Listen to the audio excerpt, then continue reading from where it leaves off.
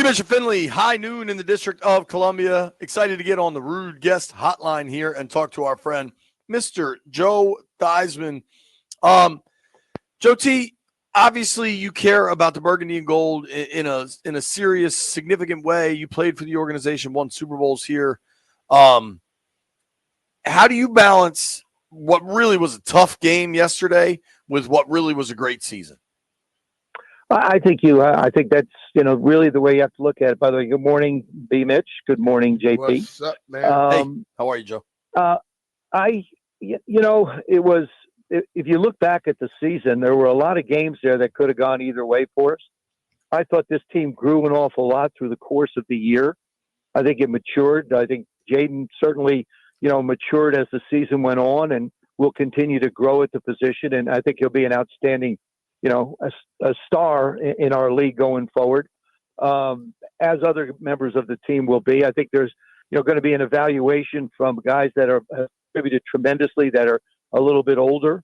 We've got a lot of cap room as far as being able to acquire free agents. We won the 2 playoff games by not making mistakes.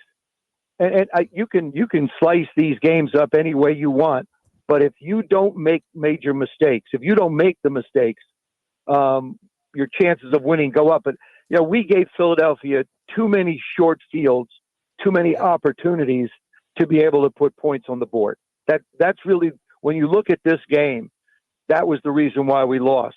But I don't think you can look at this game and say, well, the season was a disappointment. Not at all.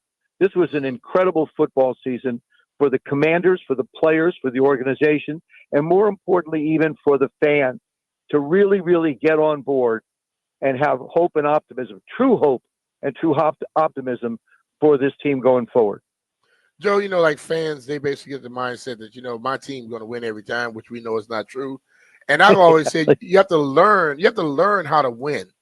And the Eagles have been to this point, They have a team that's ready to compete at all levels. Washington doesn't. And I think they can learn a lot from this game because, you had guys that you're going to depend on for the rest of their career that didn't make mistakes a lot. And I think once you have familiarity with that game, it doesn't become big for you. And they'll start to win when they learn how to win. Yeah, I think, I think they did a little bit of that, right, during the course of the year, going up to Detroit and winning. Winning that football game, I think, made a world of difference to this football team. Going down to Tampa and being able to, win down there. So, we've won on the road, won 2 big games on the road. You played in the division and won games. Philadelphia, they beat us 2-1 through the course of the year. Jalen Hurts is healthy. Saquon is something to deal with. The real gut punch really came on the first Philadelphia play. Yeah. And I've talked about it all week, and I know we've talked about it too. You have to tackle him. You're not going to body block him. I mean, you have to just go stick your head in and try and tackle him, and then wait for help. Tackle him, hold on, and wait for somebody to come and help you. If he gains 30 year on that particular play, it's different than going 60.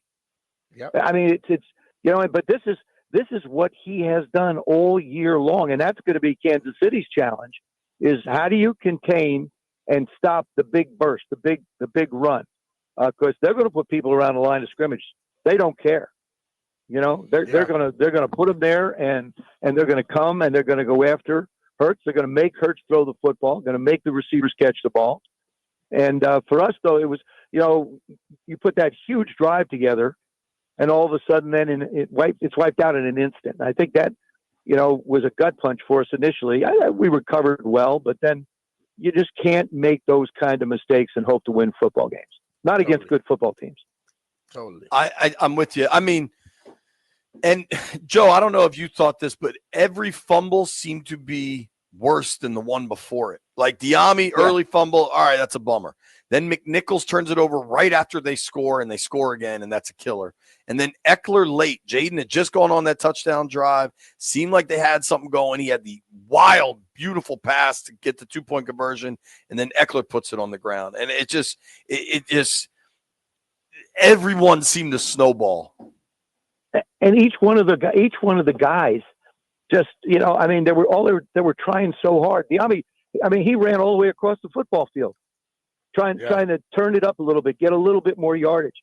I always think of this: when you catch a ball in the middle of the football field, first person that comes to my mind is Marvin Harrison. Very seldom are you going to catch the ball in the middle of the football field and be able to gain many more yards. You know what Marvin used to do? He'd slide down. Mm-hmm. No chance for anybody to strip the ball from you. Yeah. You've got the yards you need to get. And the chance of a fumble are minute by anything. But, the more you fight, the more you work. And the way these guys punch the ball out now, if you get two people around you, the ball's got to be held on to. I mean, he had the ball in the right hand. He had it outside. They just, they made a great play. On the kickoff, I don't even know why guys return kicks anymore. But the percentage of guys that get past the 30-yard line is minimal. Just catch the ball or let it go in the end zone. Make sure it goes in the end zone. We start at the 30-yard line. I mean, they wanted, to me, it looks like the league wants to eliminate the kickoff completely. Well, accommodate them. The amount of kickoffs that were returned for big yardage are so far and few between. The ones that are returned for touchdowns are even less than that. But hey, I don't fault the effort. I don't fault the try. It was, just running into people, a lot of people, and then of course, Austin just was trying to get up and make a play. And anytime a guy is trying to get up, and if he makes the catch and he slips and he's trying to get up, that's probably the most vulnerable ball carrier in football, because you don't have your balance. You're using probably one hand to try and help you get up. You don't have the ball protected, and we saw what happened. Yeah, totally. We're talking with our friend Joe Theismann here on the Rude Guest Hotline. Of course, you can follow Joe T at Theismann7. Joe, it's fascinating to think about the NFL. I think about a guy like Dan Marino, who was just so on fire as a rookie early in his career, and then he never got back to a Super Bowl.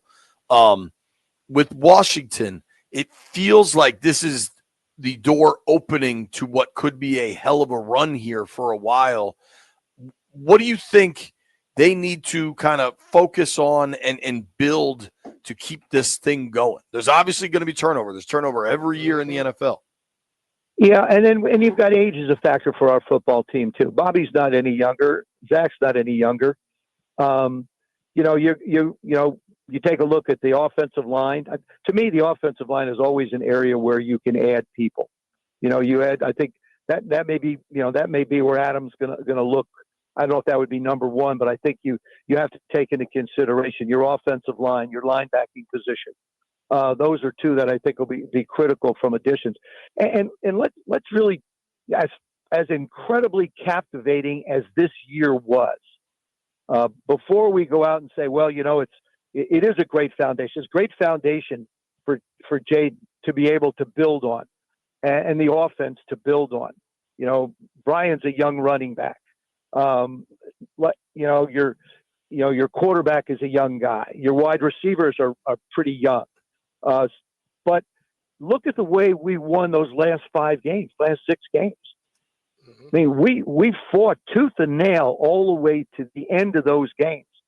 There wasn't a game where we had a 14-point lead with 3 minutes. There wasn't a Detroit Lion game in those final games. So, foundationally, I believe we've got pieces in place to be able to lay a good foundation. Now, the question is, will those games go the other way next year? The final play games that we saw. But I think this team has built confidence in what it can accomplish. It was a fantastic year. It was fantastic for the fans. It was heart-wrenching hearing this loss. But, Philadelphia isn't going to get any weaker from what I can see. So, you have to look at them right now and say, okay, you got to assume that the Cowboys probably will be better than they were a year. The Giants you don't know about. So, but for us, I really think you sit down and look and say, okay, where do we add our pieces? Where do we add the pieces to give us a chance to be able to build and go forward? And the offense will be a little different too, because Jaden will be able to grow in it with Cliff. I don't believe Cliff's leaving to go anywhere. I think which is great. I mean, we I think saw it with Ben seems Johnson up unlikely. in Detroit. Yeah. Right. It does. We saw it up in Detroit. Ben Johnson stayed this year in Detroit. Did not take a head coaching job last year simply because he believed that this football team was going to be in the Super Bowl. He believed the Detroit Lions were going to be there. And all year they played like they would. Joe, I agree with you about. Go ahead. I think Cliff is, has really laid a foundation in this offense where it can only grow and get better. Yeah, I totally agree with you about the offensive line. I think also the defensive line because, being a skill position guy, I think if you got better offensive linemen, better defensive linemen, your team has the ability to be more consistent. And I think agree, consistency 100%. hurts this team. And if they get more consistent, then people have problems. I think our offensive line acquitted themselves really, really well all year. I mean, those guys fought and played hard. And when you look at the teams that get into the championship games, okay, the offensive line of the Kansas City Chiefs, they made one move out their left tackle, and it made them stronger. The Bills, most of their guys played together most of the year. Philadelphia's offensive line has been very consistent, albeit the center. I mean, their center position was a little in flux, but, you've got the guards on the sides to help out as far as that goes. And of course, like I say, our guys, I like they fought their hearts out, man. I'm so proud of this football team. I'm so proud of the way they played, the class they played with, the execution. Makes you proud to be a Washington football guy. Joe, when the season ended for you, how long did you stay away? I know I talked with Darryl Green, I talked with Art Monk, and they would tell me stuff. But as a quarterback, you all are it drains you mentally during the season. How long will you stay away from it before you get back into preparing for the next year? Well, I mean, going to 2 Super Bowls in a row, you're going to take the first one you win, and it's like the whole world's a bowl of cherries. I mean, it's unbelievable. Opportunities all over the place. So you stay busy. Mentally, I think you need some time. Maybe a month. But I got right back thrown. Jay Bernetti and I used to get out right at the end of the season. I'd take 3 weeks, a month off. I'd be right back out throwing in February. I'd be back out at the park, working on my game, trying to get better, thinking about the things that I've done, looking at the film. Why did you do this? Why did you do that? Could you have made a better decision here? To beat yourself up doesn't accomplish anything. But to study film and grow from it gives you a chance to improve your abilities. And so for me, I think nowadays it's different. I mean, we played 14 games when I got in the league. Then we went to 16 games. Right. And then we actually wound up playing 19 games in the Super Bowl. But I think you need to really take a step away a little bit, spend some time with your family, spend some time with yourself, and sort of recharge a little bit, and then work yourself into it as opposed to jumping in with both feet again, because it's a long grind. It's a grind. I mean, you get tired at this point. You just totally. The older guys, older guys especially. We're worn out. I agree with you, Jay. Listen, emotionally, we're spent. Yeah. I mean, I sat last night in that chair after that game was over, and I didn't want to do anything. I didn't want to eat. I didn't want to get up. I just sat and sort of reflected on, which wasn't really hard to reflect on, the things that we did to lose the football game. Yeah. I'm with you. Yeah. I would take that as soon as the season ended, it was like Gil and my buddy Corey, we would go to Vegas, and I tell him, I say, 4 days, don't mention football to me at all. That's right. And we just enjoy ourselves, just have fun. No football. Don't you dare. 4 days, it was great. I bet, man. You gotta unplug it a little. At some point, it's probably gonna be after the Super Bowl now, but there's gonna be a couple days off to all my bosses somewhere. Joe, I'm curious if you landed the same spot Brian and I kind of did, specific to yesterday's game. I hate the final score because it makes it look a lot more one-sided than it necessarily was. Not that Philly wasn't in control, but it wasn't a 30-point drubbing most of that game. Right. But the way I saw that yesterday, I didn't think the refs were very good. I think the turnovers were way worse. But ultimately, I think Philly was the better team, and they leaned on depth and experience in that game where they were just better, bigger, faster, stronger. And that's now Washington sees where they need to get to. Well, JP, it's interesting. Conceptually, they present a problem because Saquon can break one anytime, and he can run the football. I think he might have tweaked 2 weeks off is going to help him. I think he might have tweaked the calf yesterday too. Yeah, he did. Because he was. I think he had a little bit of a flat tire there as that game went on because we didn't see him quite as much. He only had 15 carries. Yeah, he kept working on his calf, so it was something. Yeah, they spotted him really. But then on the other side is you've got Goddard, you've got Smith, and you've got Brown. You can't afford to go one-on-one with A.J. Brown. I don't care. Marshawn's he's a big corner, but still he's so physical. And what bothered me about the personal foul that we got, it should have been offsetting penalties. Totally. Because he Absolutely. rips his helmet off and all of a sudden they give us the penalty. I mean, both of them were in each other's face, but 9 times out of 10, you see a call go offsetting penalties. Yeah. I was shocked that we just got that one. That one bothered me a lot. But I think Philly's a very balanced football team. And when Jalen Hurts has the opportunity to be able to run, like he did on the quarterback draws, just picking and choosing his direction, because it's the one you're not going to spy him. Okay, you're going to spy Jaden, but you're not going to spy Jalen, and it makes sense to because he runs somewhat infrequently. It's the same thing with Patrick Mahomes. You're not going to spy him. He had close to 50 yards rushing yesterday. Yeah.